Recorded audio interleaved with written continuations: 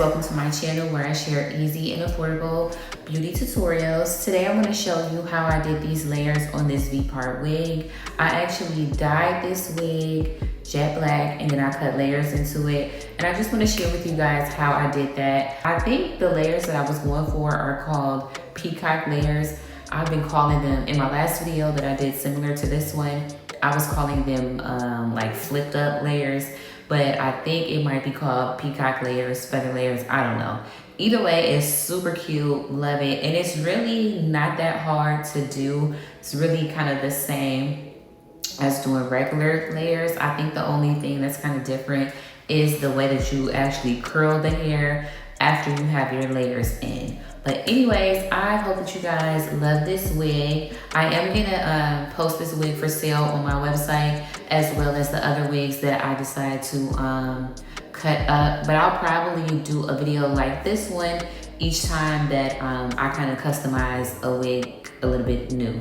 But I hope you guys like the video. Let me know what you guys think about this cut, and be sure to subscribe to my channel, like the video if you like it, of course, and I cannot wait to see you guys in the next one.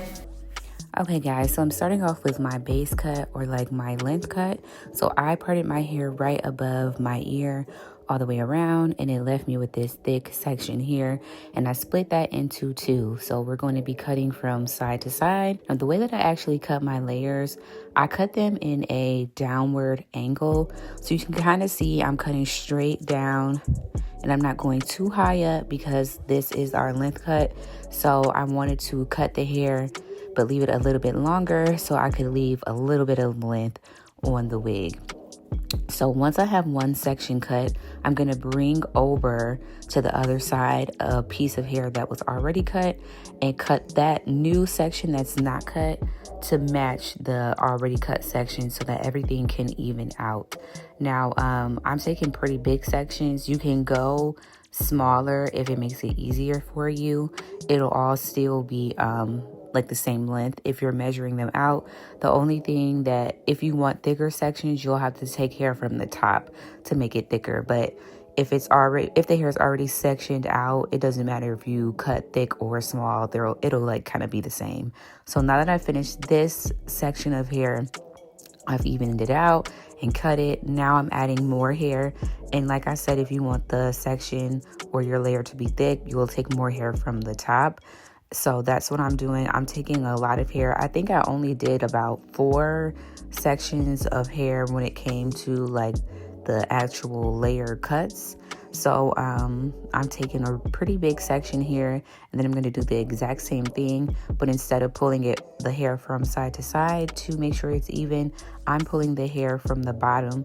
And since I'm going for like a butterfly or the peacock layer, you want to make sure that the layer on top of the layer on top is shorter than the layer on the bottom, because you want to get that kind of stacked type of look.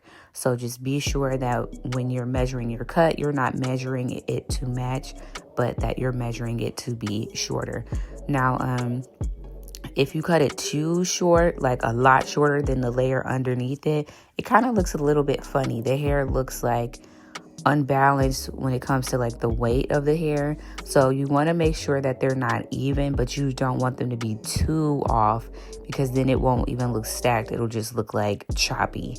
So just kind of play around with it and see, but as long as you're cutting like at a downward angle and a little bit of thick layers too, I'm always able to get that kind of peacock chopped full fluffy layer that I'm looking for. I also like to kind of clean up the layers after I've curled the hair. That's when you're really able to see how everything is going to flow. But I like to cut my layers like this so that I'm sure that the hair can be worn curled or not curled. Like it doesn't look too crazy not curled. So I'm doing that all over my head. And then at this portion though, I did the back section by itself. Once you get to the crown of your head, the back, as if you want layers in the back of your head, really, you know, like noticeable layers in the back of your head, you want to take that section by itself. That's why I have the sides kind of sectioned off so that I could cut the back pretty short. And that way I'll have a nice layer in the back without me being able to see the back of my head. So I hope, if you're just a visual learner, I hope that this video will help you as well. I try my best to explain it. It's something that I've been practicing, but it really helps me to just kind of watch and then try it out myself and see kind of what feels comfortable, what kind of works.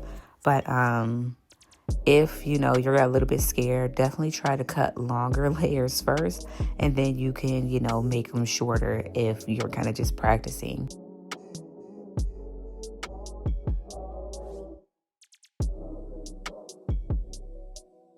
So now that the cut is finished, it's time to curl the hair. And I think for me, this is really what makes the layers like pop. The way that you curl your hair is you want to curl in an upward motion. So you're going to be turning your curling iron the whole time upward. So you never want to have it at an angle or like tilted. You want to curl it upward each time. And even the way that you slide the curling iron out of the hair, it should still be like in a straight line for the curl to go upward.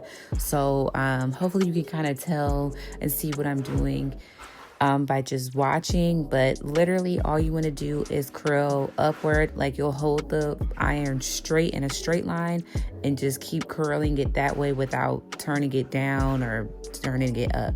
So it's really simple, and you take thicker sections of hair. I believe the size of my curling iron is a 1 inch. This would look super cute with a 1.5 inch barrel, but I don't have one of those, but I think I have in 1 inch. Yeah, and just take thicker sections and everything should be okay. But what was I going to say? Oh, and that's really why you want to try and cut thicker layers as well.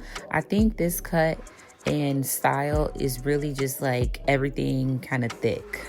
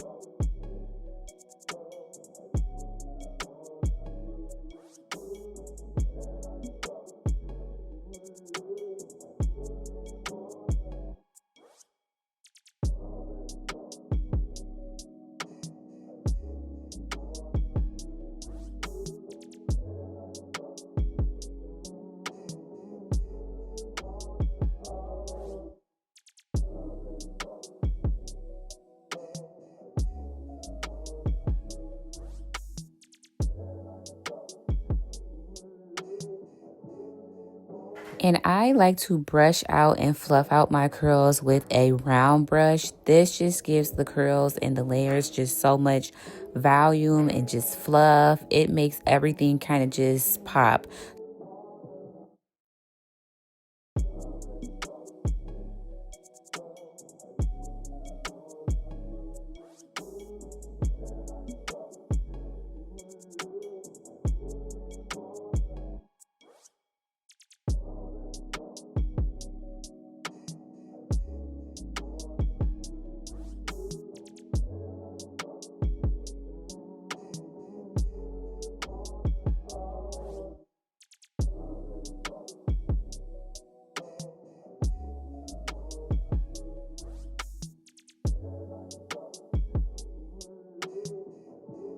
And here is the final result of me transforming this V-part wig. I hope that you guys liked it. If you did, please like this video and subscribe to my channel. Thank you guys so much for watching, and I cannot wait to see you all in the next one.